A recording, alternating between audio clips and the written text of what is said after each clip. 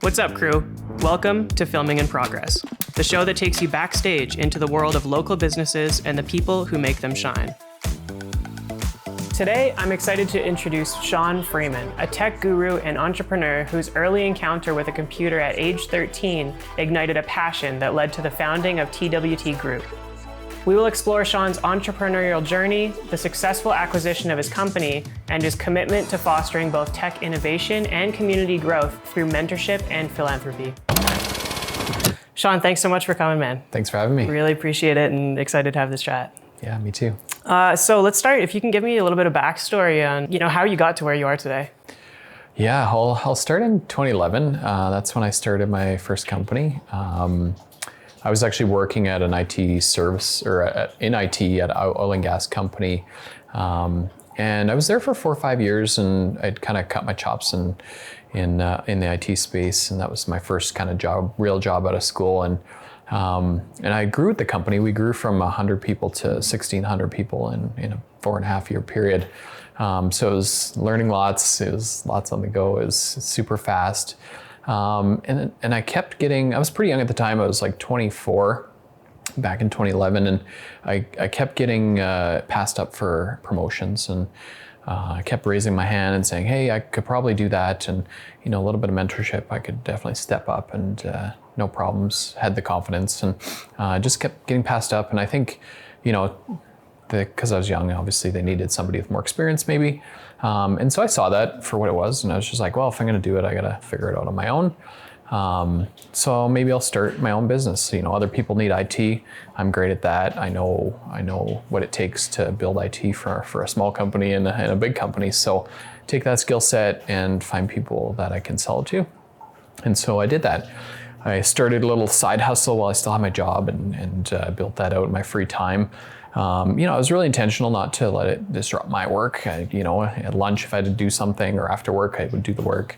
But I really made sure that was the case. And it eventually got to the point, it snowballed a bit, and it was like, yeah, I gotta leave. I can't do both, with a good conscience anymore. So I made the jump, and I said, what's the worst that could happen? That was about in 2011, and that was when, things were good, oil and gas was good. So I was like, well, I'll just get another job if this doesn't work out, no problem. Good thing it worked out, because 2012 was a big oil and gas crash, and that actually probably helped my business, because people were looking to outsource it, and so that kind of continued to propel us, and we did fairly well. So that kind of leads into my first business, how I got it off the ground, and from there took it to pretty cool places, and eventually sold it in 2020. So right on. Was IT always the plan? I've always loved computers. That really stems from, like, my parents got divorced when I was about 13, and my dad, first thing I think he did was get me a computer. And I loved it. I was really curious, really passionate about computers. And so I knew I was going to go into computers. I wasn't a great student, so high school I actually did online, because I was like, well, that's an easy way out, right? So I did high school online, barely passed everything, did as little as possible to get by. And then I realized, like, computers are my passion, so I chased that. And I looked at it, I said, okay, I got to get serious about this. And if I want to be considered, like, seriously, I need to go to school. And so I went to Mount Royal, took their computer information systems class. In the first year that I took that, it kind of opened my eyes. It was like, well, yeah, this is what I need to do. My first year, I got a 3.9 GPA in that course. And so I was nailing it. I was like loving it, and just doing great. So then I actually decided to go back and do some high school courses so I could go to U of C, so I could get a real degree, because at this time, Mount Royal wasn't a university. So I would have just ended up with a diploma, and I was like, well, if I'm really gonna do this, then I better go to university. So I did that, did the hard math, because I really had really poor fundamentals, and I figured it out, and I worked my way through that. And I went to my career counselor at Mount Royal and said, I want to do the computer science program at U of C. And he's like, well, normally people do it the other way around. I'm like, okay, well, that's fine. But this is what I want to do, and I think I'm willing to put the work in. And so so yeah, they held me along. I transferred a bunch of my credits to UFC and got in. And yeah, that was, got into university and then that was a whole fun time, a great experience. And yeah, it was a struggle, but it was a great one. So. Awesome. So 24, you joined the company that you worked for, and then in 2011, correct? Yeah, I started my company in 2011. I'd been there for a few years. Okay. I left there in 2012. And so, yeah, I think I'd started there probably in 2008. Again, kind of right after the 2008 bubble, the oil and gas downturn that we had then. Started there, stayed on until about 2012, started my company like as a side hustle in 2011, yeah. So 25, you left to pursue your own. Yeah, pretty much. And so like I had very little commitments, you know, didn't have a family, didn't have a mortgage, those sorts of things, right? So that really helped, obviously. And you know, that was kind of like, well, if I'm gonna do it, it's now, because I got no responsibilities and nobody's relying on me. So, you know, what's the worst that can happen? I'll find another job. Right. Yeah. So, did you always have entrepreneurial tendencies? Where you know, as a kid growing up, were you driven that way, or was it just based on, you know, the fact that your company was already doing well that made you? yeah, I think like I always look back, and one of the like silver linings of my parents getting divorced is that, you know, we weren't well off to begin with. Like my parents worked really hard and gave us everything that they could, but we weren't wealthy by any means. You know, we bought a house and that was amazing. And then when my parents got divorced, obviously, you know, money goes to lawyers and you just have less, right? So part of that just put me in the situation where if I wanted something, I had to work for it. And I realized that, and so I had to find ways to make some money, and whether that was a paper route or going to do online homeschool in high school so I could work almost a full-time job while I did it and barely do my high school.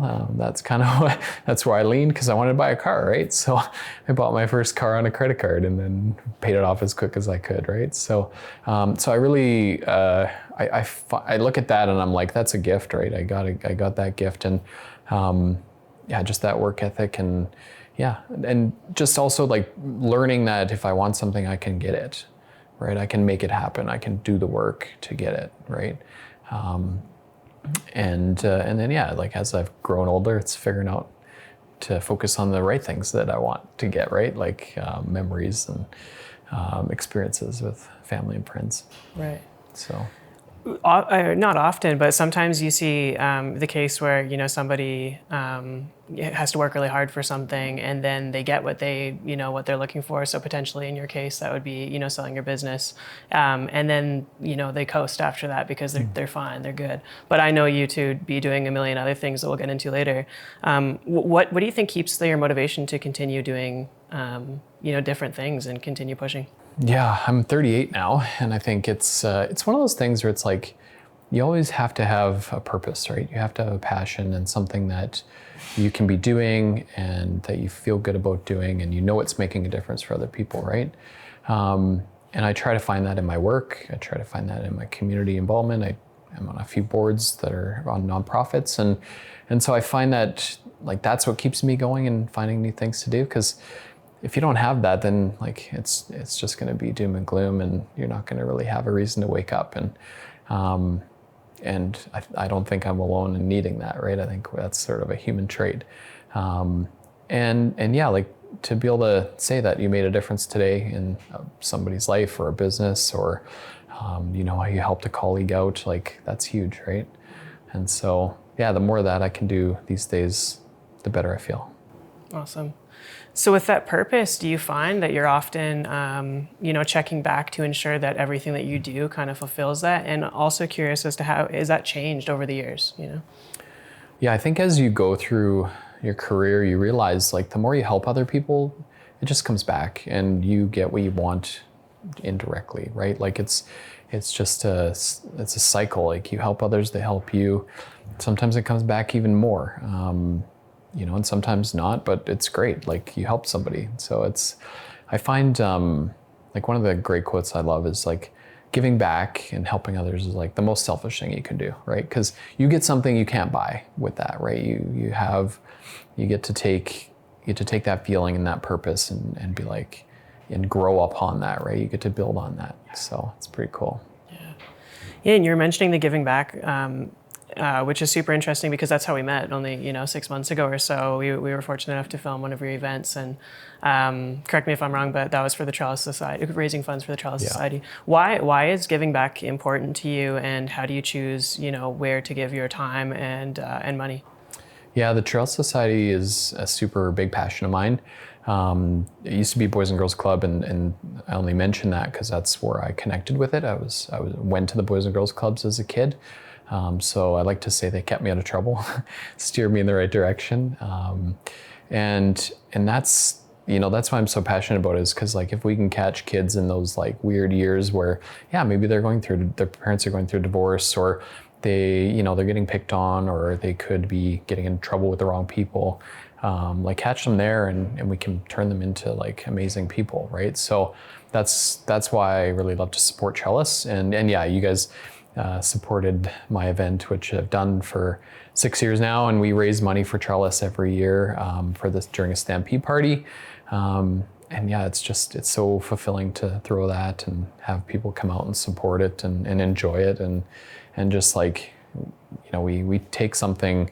It's a really fun thing, and we give back, and we create this cool thing for charity. Like we gave them 35 grand this year, and it took a bunch of effort from a lot of people, and a lot of people giving back, but I don't know, you just can't buy that feeling, right?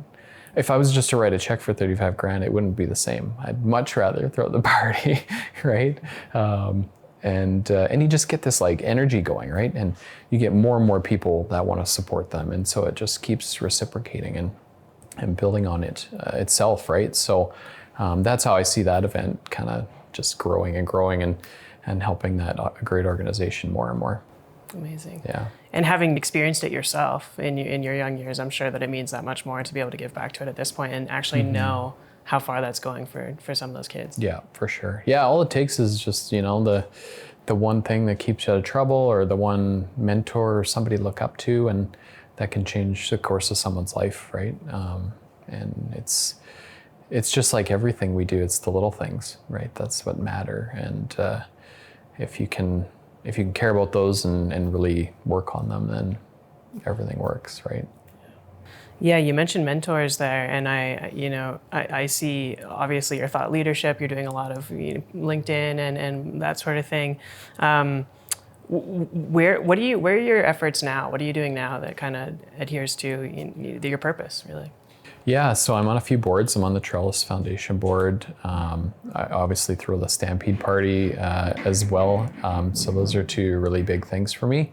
I'm on the board at A100, which is really promoting technology and supporting tech startups in Alberta. And so I think there's huge opportunity there, and it'll just make our province better. And then I'm on EO, Entrepreneurs Organization Board, another nonprofit. Just a great group of people, business owners that, have helped me out, and I can help them out, and it's just a really great peer group. So those are the kind of three things I'm doing now to give back. And work-wise, I'm obviously took a bunch of time off after I sold my business, because you don't really get that chance too often to take time off there. Sabbaticals are hard to come by as an entrepreneur.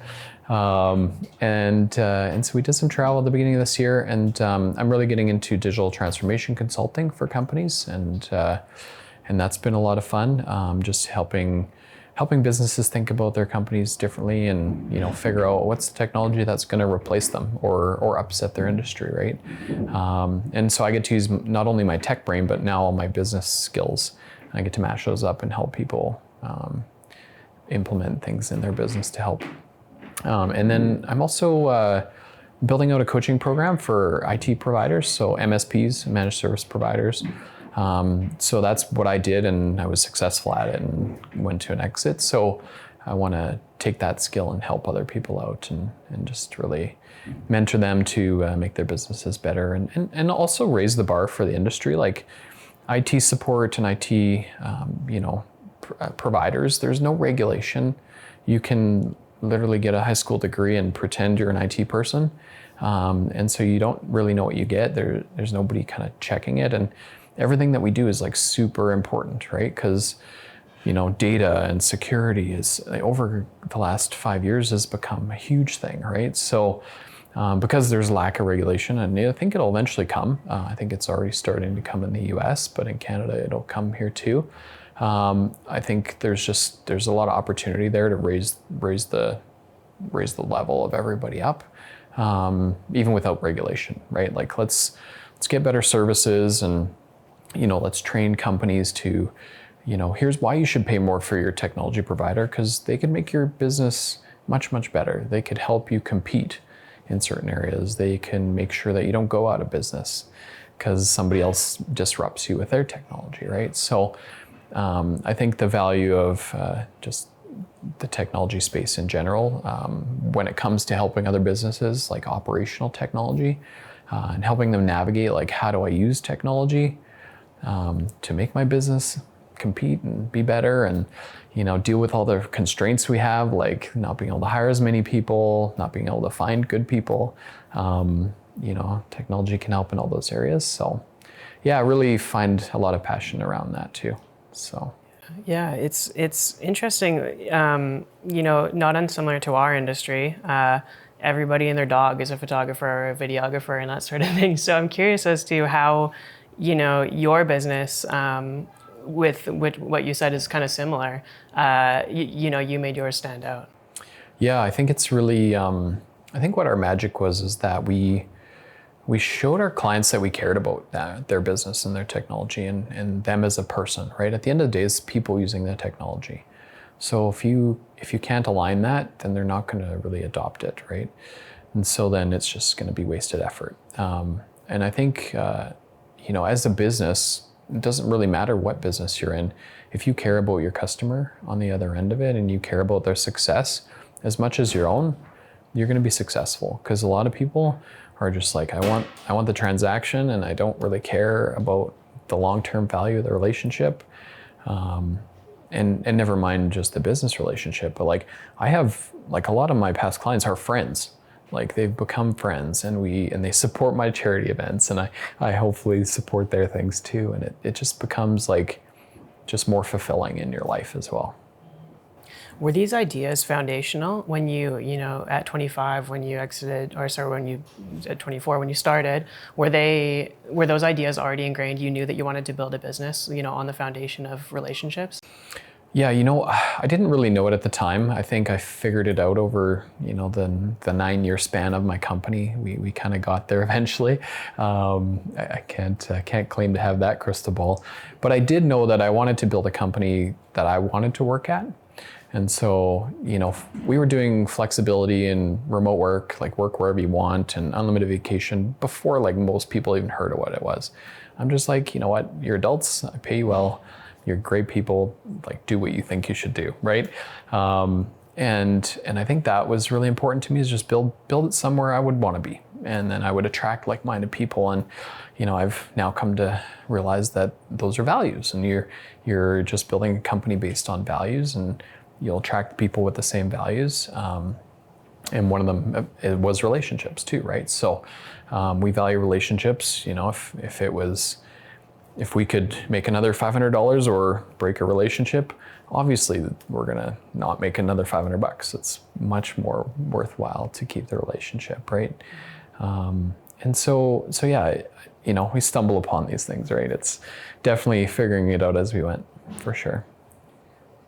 25 is quite a young age to start, first of all, start a business, or 24, start a business, and then let alone, be running teams and have, I'm sure you have experience kind of running teams that are median age is older, whatever. How did you navigate that? Was that ever a concern? Did you ever experience imposter syndrome, anything like that?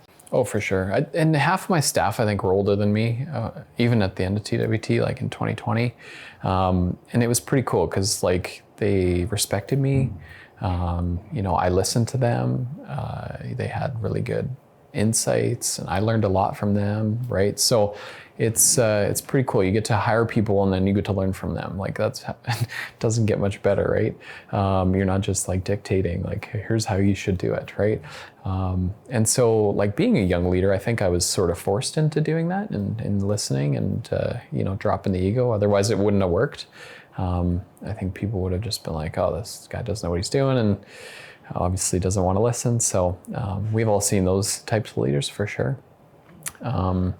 I think just being open-minded and again, like caring about your staff too, or caring about your people and making sure they know that you do care about them, right? You care about their long-term well-being, not just, like getting to the end of the year, right? And that's super important. When I sold my company, I did it because I saw on the other side there was a ton of opportunity for them. And some took advantage of it and some didn't, but I think everybody has to run their own journey too, and that's totally fine. Yeah. Do you think your childhood played into the values that you have now and everything that you do? Because it sounds like that you're very foundational, Yeah, I think, just the fact that like I care about relationships so much, and I don't know if that's my own values or just like part of being human.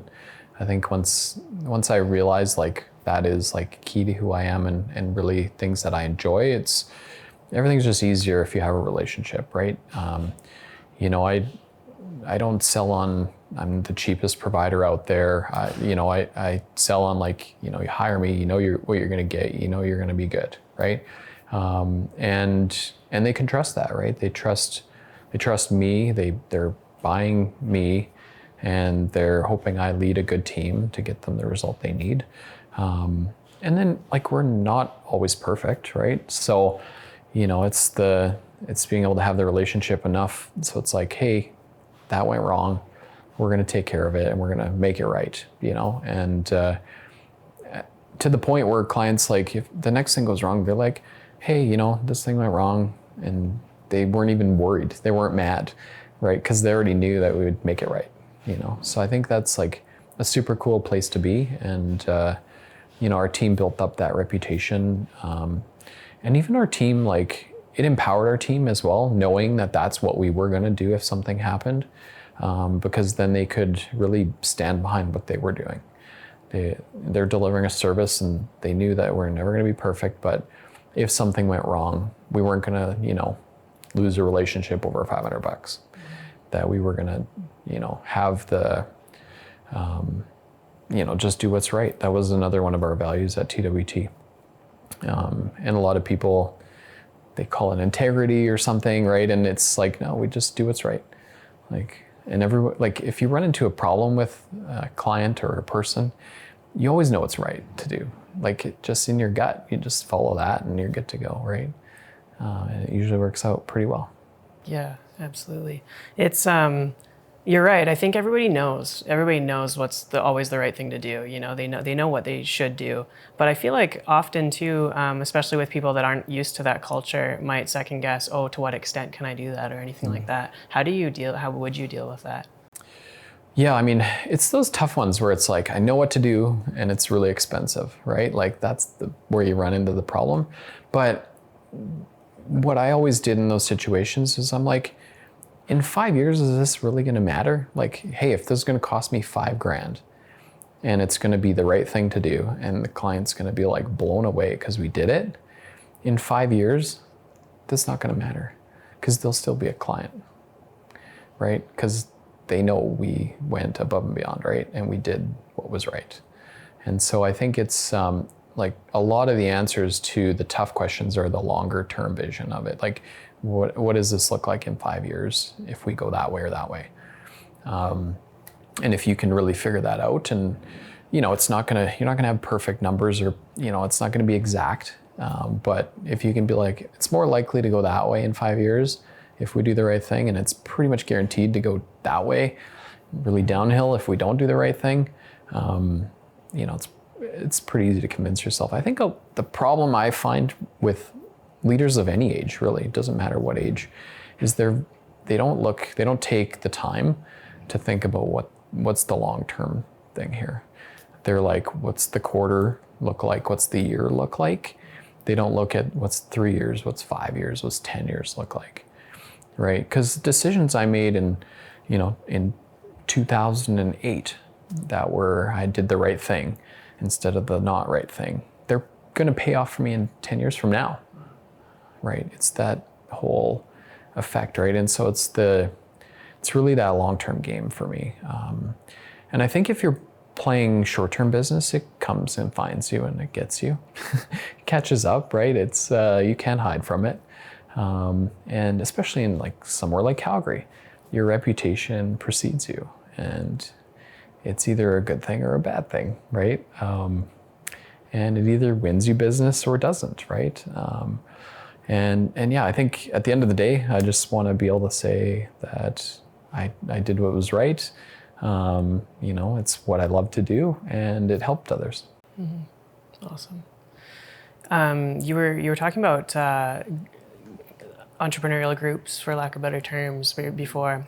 And we've talked about this. You introduced me to EO Grow, actually, which is awesome. It's a program. It's amazing. Were you always part of groups that are similar to that? And how foundational were they in your journey? Yeah, so I started my business in 2011 as a side hustle, and I joined EO in 2014.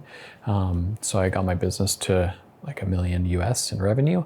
And I was young still, right? So I was like, well, I'm young. I really have no idea what I'm doing.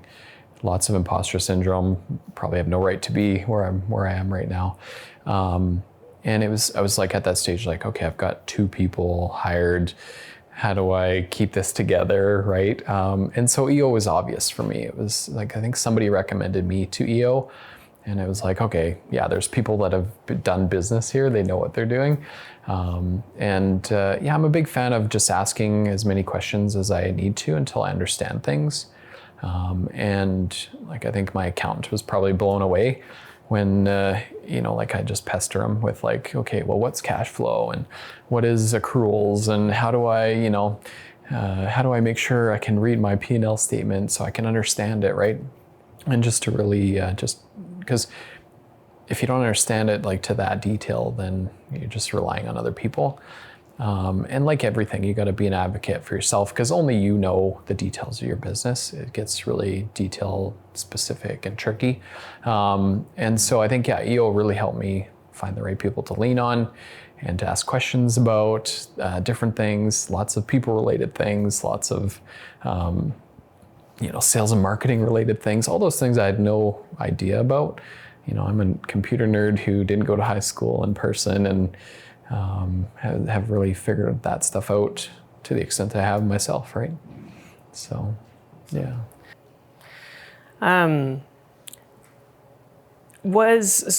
Has community always been important to you? And the reason why I ask is because I know you obviously now, and you're doing events and you're doing small business meetups and you're doing all these different things that really just foster community and the deeper relationships, as we discussed. Where did that stem from? Yeah, it's that stemmed kind of from a bit of branch from my Stampede party that I started throwing in 2012, and then I would just do these like wine and cheese events, and I just saw like so much energy in those, and not only did it benefit me, but it also benefited everybody else in the room. They would get business from connections they made at them, and they're always like super casual, and they're not salesy at all, like, and that's on purpose. And it's always about quality people in the room. Like, I handpick everybody that gets an invite. And so, you don't get the typical like greasy salespeople there, or there's lots of groups out there that have really bad reputations, and they're always just, they go there and they try to hand out 500 business cards, and they go home and they have, half a beer and they've done their job, right? And that's not what we do with my events, because that just doesn't get you relationships. It's way too self-serving, right? You gotta go there just to meet people and find connections, and it'll take care of itself, right? Business, if I find out like you've got something that I need, like, oh, you were at that really cool event with all the other cool people that weren't harassing me, and I had a good experience meeting you, and I'm going to reach out to you, right? Business is people at the end of the day, right? It's maybe not Amazon, but most other businesses like ours are. So why do you choose to invest your time now in mentorship and that sort of thing, kind of bringing up the next group of entrepreneurs?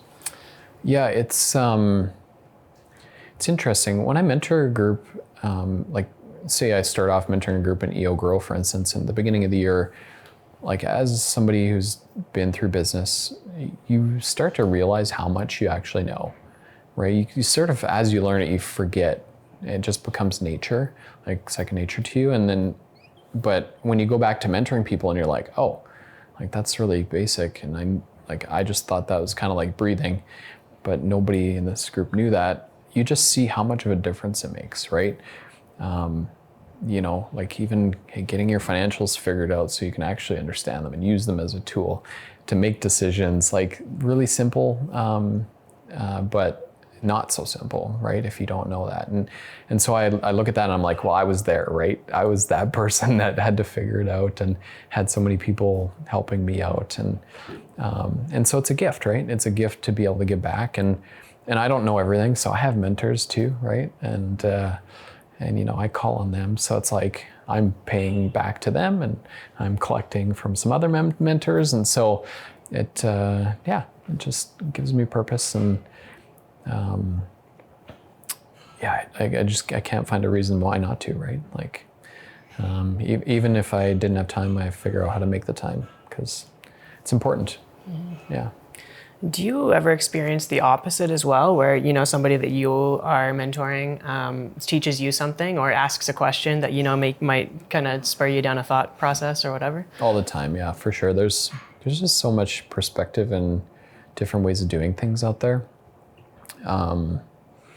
And even like, I've had instances where I think one thing is important and then somebody's like, not really, like, why is that important? I'm like, oh, you're right. And so you get like all these revelations and these like aha moments. And those are super powerful, right? Because they kind of change how you think about things. I think it's, like as you teach things, you actually become clearer on them and you're able to simplify them better. And the simpler you can make things, the more you understand them and the easier they are to do. And as a mentor, I think you get that all the time for sure. Yeah. Was your plan in building your business, was it always kind of to build to sell, or did that just come about based on an offer, or how did that come to be? Yeah, my plan wasn't to sell eventually. I didn't really have a goal to like, hey, I want to sell at year 10. We sold at year 9, so like I would have beat that goal anyway. But it was never a goal. My goal was to like just keep doing what we were doing as long as we're having fun. A competitor came along, and I had known them prior. We'd met before because they weren't in Calgary. They were based out of Vancouver, and I met them, and we were just like, hey, let's share ideas and help each other out, right? We didn't really step on each other's toes, so that was really good. And they came along, and they're like, hey, we need to get an office in Calgary. We either have to set one up or buy somebody. We've gotten to know each other. Seems like really good culture fit, and really, we like to do things similarly. And here's our vision. They came to me with this big vision and said, here's where we want to go. And that sounded great for everybody. The whole team, like everybody got shares in the deal. Whether or not they turned out how we were hoping was a different question I won't get into, but that was the goal, right? Is to set everybody up to go on this bigger rocket ship and learn along the way. And so it made sense. And you don't know what you're going to get into. Like you hope for the best. And but I think overall, we closed the deal in January 2020, and then COVID hit 2 months later. And it was a pretty cool journey for quite a while. And we got, they really looked up to how we did a lot of things. And so we got to teach some people a lot of cool ways of doing stuff. And that's interesting being the smaller company, right? Like being like, oh, we actually did some things better than them, not everything, but and then they learned from it and made the bigger business better. And like, that was pretty cool. And yeah, it was never a goal to sell. The thing too is like, as a business owner now that I look back, I'm like, if you start a business today, you are going to exit that business eventually. whether you die or whether you sell it or whether it goes bankrupt, like you're going to exit it, right? So I think you need to have a bit of a plan, right? And it doesn't always have to be a sale. You don't have to keep it around till you die. There's lots of different succession strategies too. You can have your employees buy it. You can do lots of things, right? So I think just being realistic about life as well. And then the other thing too is when I was kind of at the end of my making the decision, I asked like, well, if this doesn't go well, like, what do I do? And it's like, well, I could do it again, or I could help others do it again. I could, it's not like it's impossible. There's not a ton of barrier to entry if you know the business already. So it's kind of like, and I was pretty young at the time, right? And I'm only 38 now. I was 34 when I sold it. So it's like life is short and you got to go through the journey and you figure it out along the way. And there's always going to be opportunity on the other side if it doesn't work out. So, yeah. Did you continue to work for the company that bought? Yeah, I stayed on until November 22, so almost 3 years, which was, I think, a lot longer than most people do once they sell their company. I think they're usually like 1 or 2, or if they have handcuffs or whatever. I didn't have to stay. They were like, if you don't want to be here, we don't want you here. And I was like, okay, that's fine. That's great philosophy. That's how I look at it as well. And so I stayed on for almost 3 years. And the other thing that happened, so 2 years after I was purchased by Fully Managed, a company called TELUS bought Fully Managed in 2022. So 2 years after they came in and bought the whole company, and they didn't really get in there too much. I didn't have much experience with the TELUS folks. They all seemed fairly intelligent and great, but a big corporation is not for me. I make a really bad employee, so I've realized that throughout the process is like I am not a good employee. And I just value my flexibility. I value my ability to just do what I want to do. And after you sell a company, that just gets more and more, more of that ability, and you're not going to give it up. So then I decided to leave. Awesome. Yeah. It seems like a common theme we talk about on this show quite a bit, which is, nobody's the right, no guests have been the right fit to be a great employee. So if you were to kind of identify some attributes that have helped you along the way in both what you did and what you do now, what would those be? Yeah. I think the number one thing is just the ability to figure it out. Like, no matter what it is, just get in there, roll your sleeves up and figure it out. And I think you need that as a business owner. I think that's not really inherent to most employees. There's some really good employees out there that can figure stuff out, but a lot of people just want to go, they want to do their job, execute their standard operating procedures and go home. They don't want to have to really think. And so I think that's really number one. And I think number two is, like, in my industry, specifically in IT services, is that I'm kind of not your typical nerdy guy who can't talk to people. So I don't know where I got it, because I didn't really go to high school, and I guess I just had to figure it out. But just building relationships, talking to people, being able to empathize with them, being able to really, get on the same page and care about their problems to the point where it creates a business for me, right? So, yeah. You talked about the importance of culture earlier and how you kind of build this culture without even knowing it. That was super positive. Did you ever experience, a bad fit, and how did you deal with it? Yeah, no, for sure we did. And I think the culture thing too, it's kind of cool when we eventually realized we had these values that we had been working with. I actually put them all together, and I'm like, these are the values I think that I've kind of brought to the company and created the company on. And I put them on paper and I took them to the team, and they were all like, yep, those make a lot of sense to us. And so there was no back and forth. It was all like very, they're like, yeah, that's just, you just wrote it down. We're already doing it, right? And the cool thing, yeah, when it comes to having bad hires, you're going to have them, right? And your first one, you're not going to fire fast enough, right? It's just a fact of life, right? We become too emotional and we just don't know how to deal with it. You need a bit of a perspective change. Like, it's kind of one of those things. Once you've done the hard thing the first time, it's like, okay, that makes sense. And you've seen the after result, right? Because the thing with a bad employee is they're not following your values. They're probably making all your other employees not as happy, and they're not working as hard. So they bring the bar down. And then the longer that you tolerate it, if your employees bring it to you and you don't do anything about it, if maybe you put a plan, but then if they don't step up still, then you don't execute on getting rid of them. Like, you're just showing your other employees that are really good that you're a bad leader, right? And that you can't solve the problem that everybody knows is there. And so you're doing your employees a disservice by keeping them, right? And so that's eventually the perspective I got to, is like, it's my job to take care of the team. And if somebody on the team isn't doing what they know they need to do, and you're giving them all the support you can to be able to do it, right?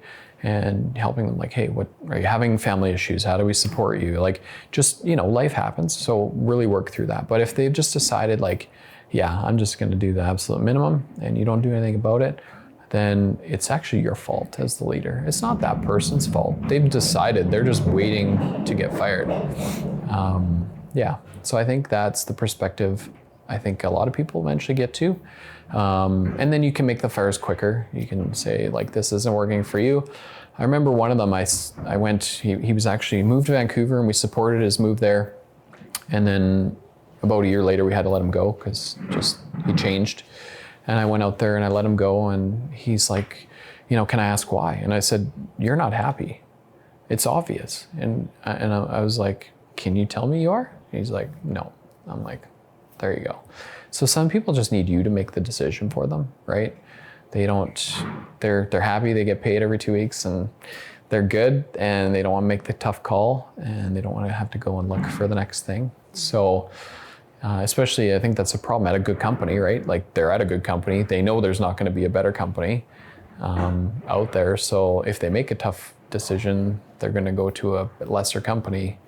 And so they might as well ride it, right? And that's the other thing too, is like, you always wish that people will make the decision, but we're all human, right? It's hard to, know when to call it and move on, right? Yeah. So I think that's been my experience with having to let people go and helping them move on to things that are probably better suited for them, right? Mm-hmm. Mm-hmm. Yeah, helping them make that decision, or identifying that at the same time, if not before, or, when they might be too afraid to say it is super valuable. Would you say that your business started to kind of like take off when you had all the right people on the bus, or was it a slow burn? Was it gradual or exponential? And what were some of the key factors? Yeah, I'd say, so over the 9 years, kind of like 2011 to 2020, we grew to $5 million a year in revenue. And really it's a snowball, right? Like, it's the same. As you get bigger, you grow quicker. You get more and more people hear about you, especially the first company, right? Like, nobody knew about us. We had to build our reputation. We had to build our referral network. We had to just meet more people. And I think going from 0 to 1 million in revenue took a lot longer than going from 1 to 2 and 2 to 3 and 3 to 4. So it does definitely catch steam. And the other thing too is just cash flow, right? Like, we were bootstrapped, we had no investors. We just took our profit, reinvested it, and grew. And we had a lot of great clients, and we had a lot of great luck, just with timing of things, right? We started right before a recession, and we managed to do okay through that recession. And I even said, so in 2012, we threw our first Stampede party for Trellis. And I said, well, we grew 45% last year and everybody else was out of work. So we should probably do this and we should probably give back to the community.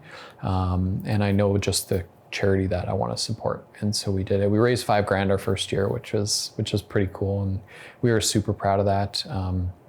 I think we're over 135 total now, money raised for them, which is pretty awesome. And yeah, I think you learn as you go and you figure it out. So awesome. So we talked a little bit about attracting the right people internally. How about from a client perspective? Yeah. I think that this chat's almost like a little mini MBA, which I feel I've gotten through my business experience. We got to the point, so probably around year 4, year 5, we started to realize like, okay, not all clients are created equally, right? And it's, I think that'll always be true. You've got clients that, like we had one client that we would send our invoice and he would pay it the next day. And, I don't think I appreciated that enough at the time. But I did say thank you. And he got great service, like all of our clients. But, that cash flow at an early stage of a business really helps. And so I've kind of kept that as a thing that I try to do. And I'm a little, so if I'm working with a small business and they're a vendor of mine, I'll pay them really quickly. If I'm working with a big company, they just get the regular terms and I'll pay them as normal, right? Nothing wrong with that. They've got cash flow, right? So I try to like help out there because I know it is a big difference. Around year 4 or 5, we started to say, okay, like some of these clients are people we don't actually want to work with. They're paying the same as everybody else. They're using a lot more of our time. So actually our other clients are subsidizing them, if you think about it, right? Which is totally unfair. And what we started to do is just grade our clients, A, B, C, D. And at probably about the same time, we started to do that with team members, right? We had a lot of A's and we had a couple of B's. And we had probably a C every now and then, right? And you just put a plan in place, right? You say, okay, if you're a C now and you can't get to a B in 6 months, you're gone. Because we can find a B. There's lots of Bs, right? And we'd rather pay a B more than you bring the bar down, right? Because that brings all of our A's down, right? Same with clients, right? So we would, every year we'd look at them, we'd say, do we have any Ds? If we do, we're firing them right away. We're not even thinking about it. It's funny, I went to my team and I said, okay, I think we're gonna fire this client. And I think they just didn't believe me because once I finally did it, they were so ecstatic. They were like over the moon. And you would be so blown away by how much more productive they were. And we immediately, like we didn't even notice that on the revenue. We found another client because of, I don't know how we found the next client to make up for that revenue we got rid of. But I think it was like $5,000 a month, but they were costing us like they were a $20,000 a month client.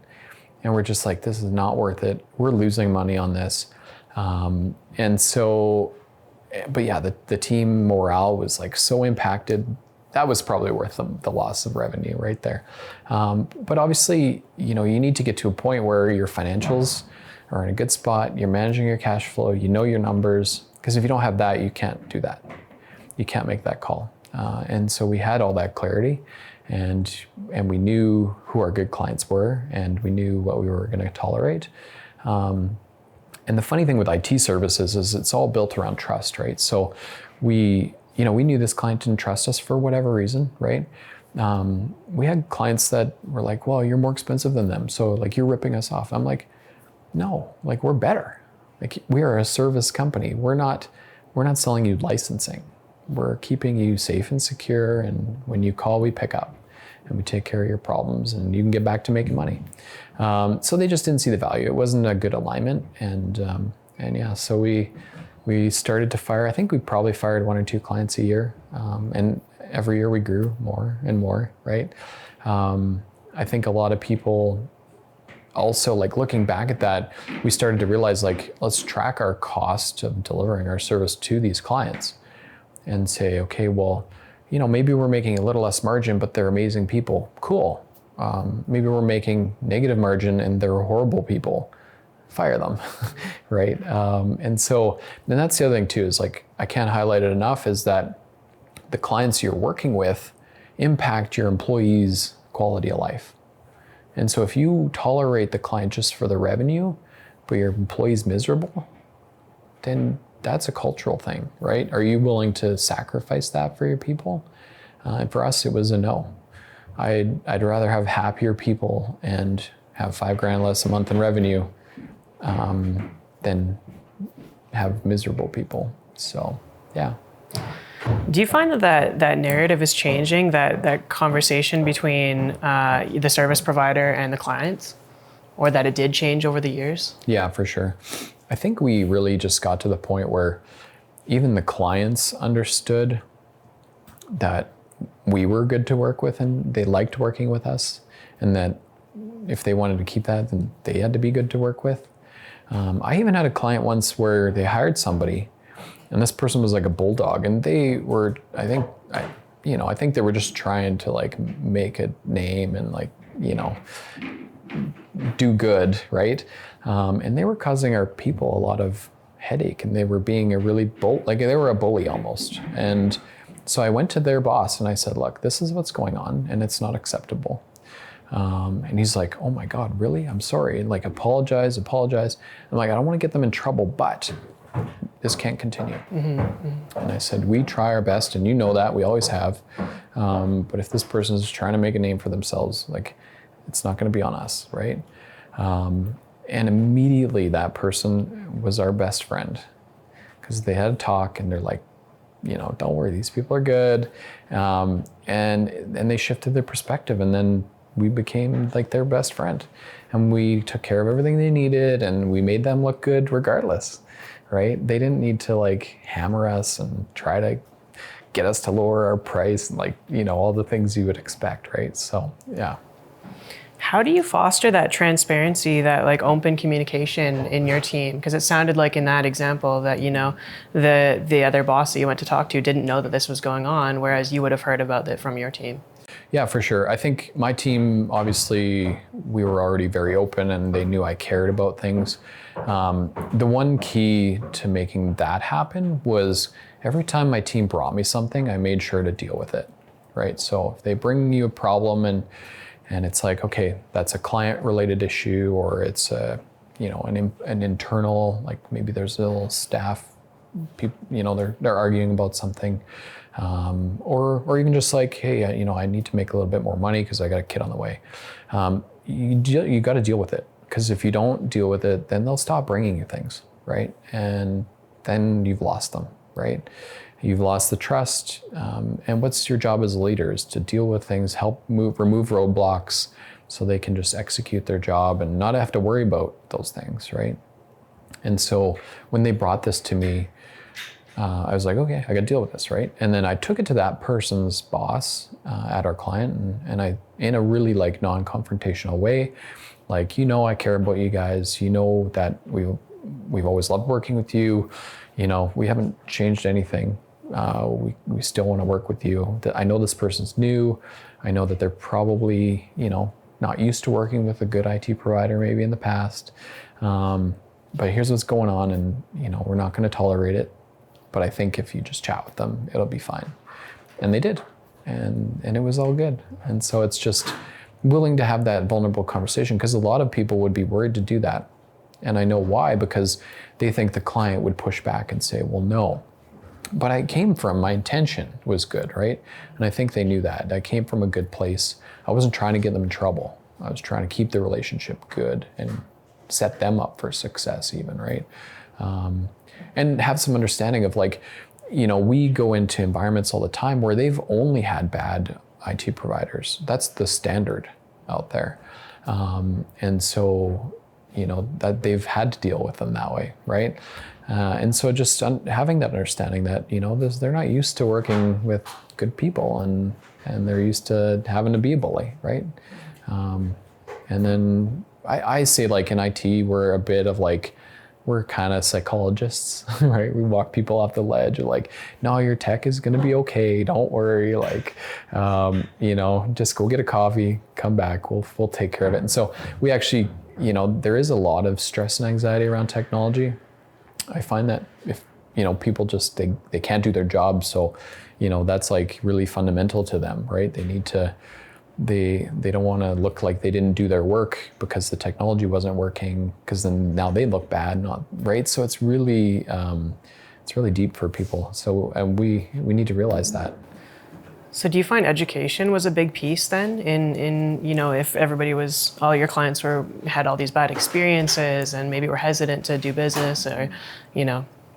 Yeah, I think back to the, once we got in there and we started working with them, it's really doing what we say we're going to do, caring about their business as if it was our own, because they feel that, right? And then doing what's right, we would go in and like we'd realize like just out of nowhere, oh, this thing is broken, and we know that they just spent a bunch of money on that thing, and we would go to them and be like, hey, we're going to take care of this. It's going to cost us money, but it's taken care of and you don't have to worry about it.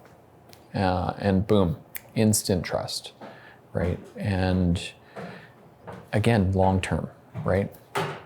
Even if we took all of our revenue for the first month and didn't make any money on it because we did the right thing, that was a win in my books. Awesome. So, yeah. So throughout all your endeavors, from your first business to now everything that you're doing and everything in between, where does your fulfillment come from? Yeah, my fulfillment comes from just waking up and knowing that I made a difference in another person, another business, in the community. I think that's, as cliche as it is, like I can very confidently say that's true. And just keep making sure I can say that's true. That's kind of, that's what drives me, yeah. Is it safe to say that's the definition of success for you as well then? For sure, yeah. I think, success has nothing to do with monetary anything, right? You can, you're not going to take that to the grave with you.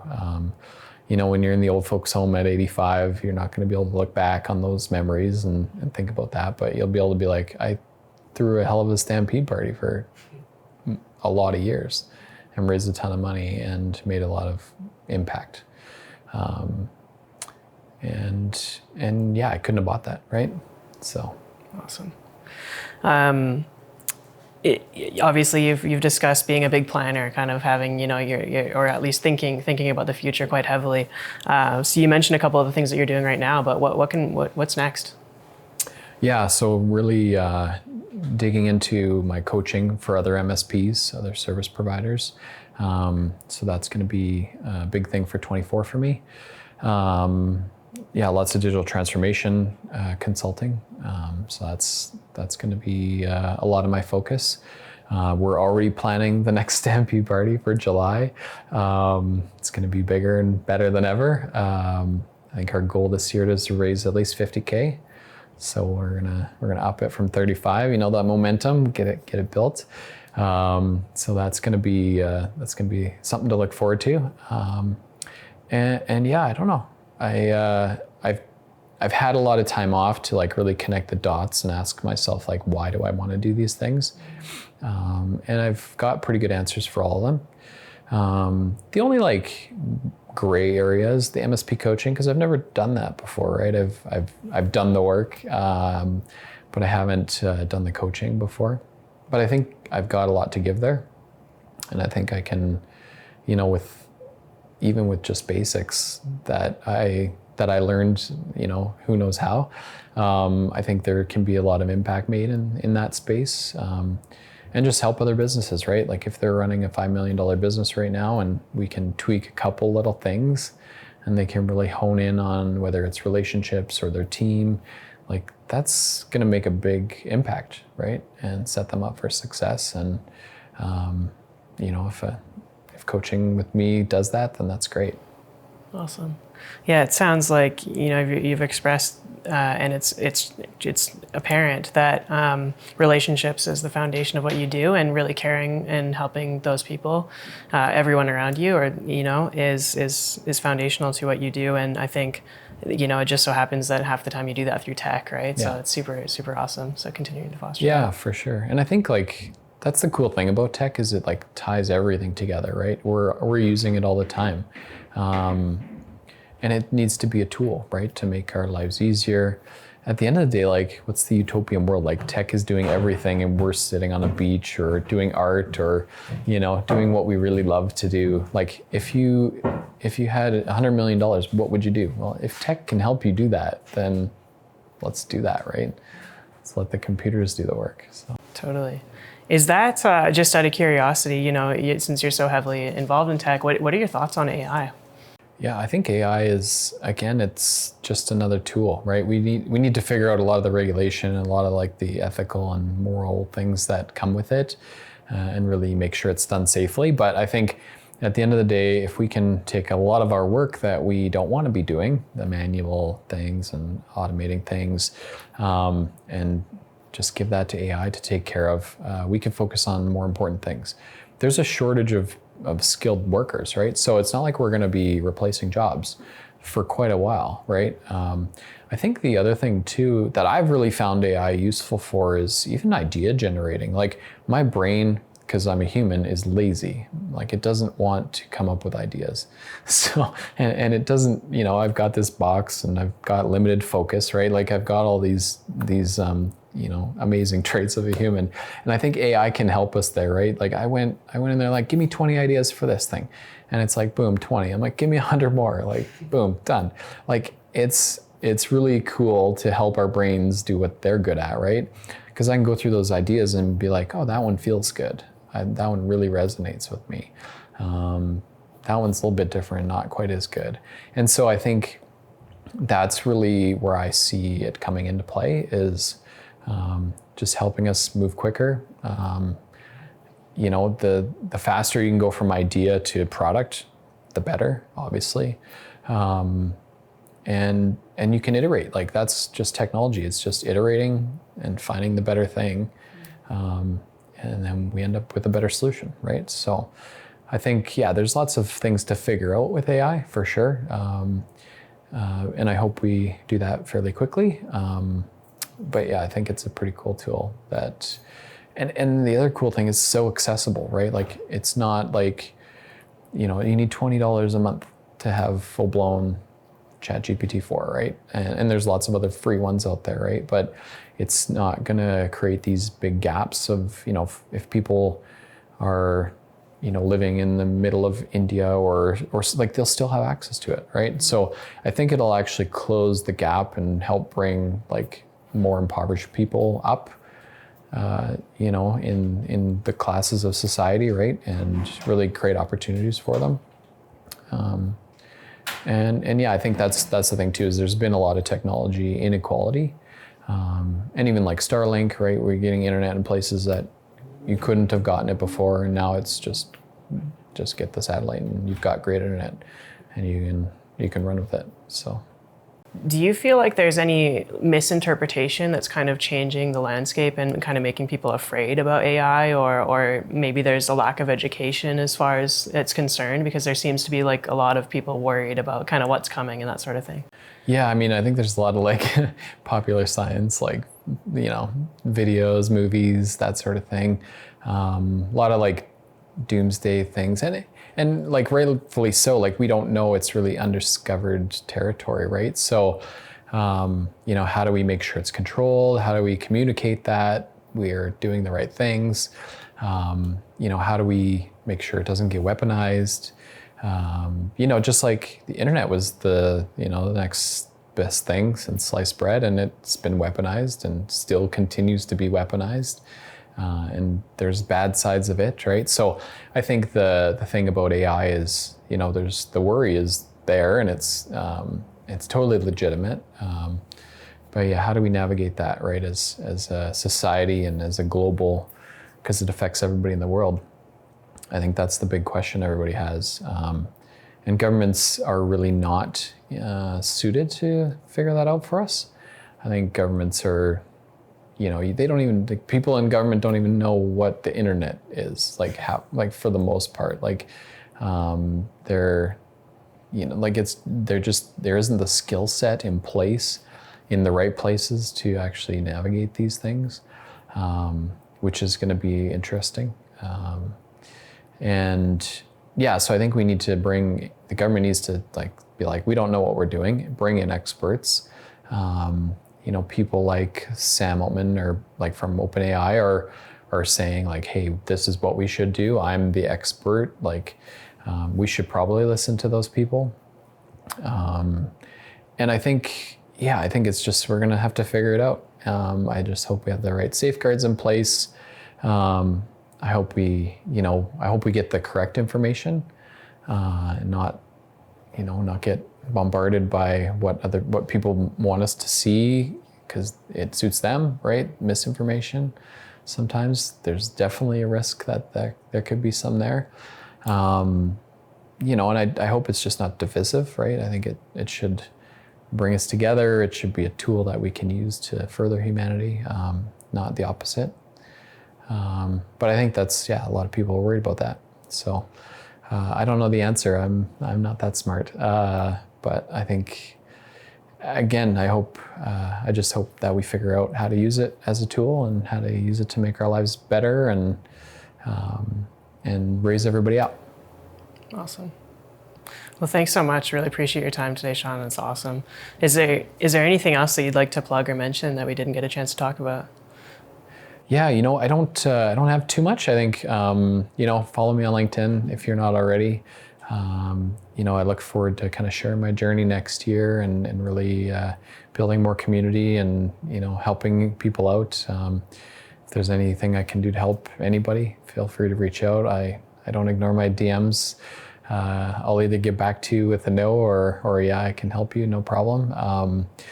It's really, I think entrepreneurship is really one of those things that we just need to lean on each other more and not be afraid to, because it's tough. There's a lot of great days and there's a lot more bad days. And I think if you're in the arena, then don't be afraid to ask for help. And mental health for sure, but even just easy basic stuff, right? If you don't know and if you're unsure of something, just ask, right? Because you can't let all those little things that you're unsure of hold your business back, because then you're not going to get to move ahead, and then that's just going to compound and create bigger problems for you. So reach out and yeah, you'll find somebody to help out, and if they can't, hopefully they know somebody who can. So let's just do more of that. Awesome. Yeah, I love it. It's so apparent in everything that you do and the community that you foster and everything that's going on, and even Calgary as a business landscape right now is kind of really supportive. So yeah, I appreciate that, and we'll put your LinkedIn on screen and awesome. Make sure everybody can reach out. So yeah, thank you very much. Thank you. Thanks.